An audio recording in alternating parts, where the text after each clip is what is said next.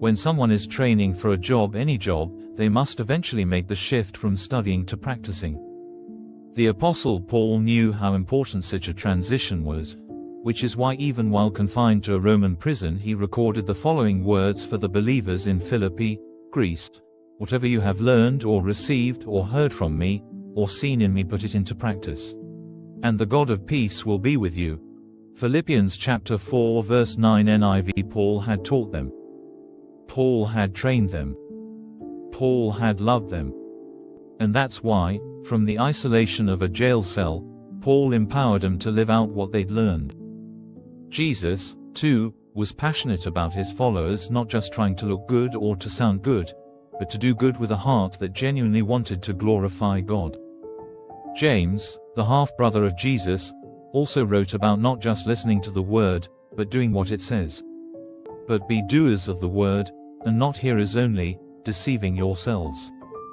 For if anyone is a hearer of the word and not a doer, he is like a man who looks intently at his natural face in a mirror. For he looks at himself and goes away and at once forgets what he was like. James chapter 1 verse 22-24 ESV. It's one thing to know about something, but it's an entirely different thing to put that knowledge into practice. The peace of God is a gift that He gives us. It's something we experience as we draw near to Him by living in a way that honors Him. If we know His will but don't do anything about it, that shows that we don't really want to honor God. But if we do His will, then our actions illustrate that our identity is rooted in Christ. And our closeness to Christ allows us to experience His peace.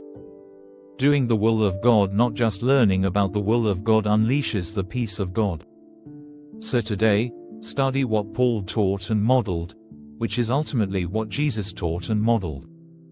And then, ask yourself, what is God teaching me about Himself, myself, and other people? How can I apply His teachings to my life?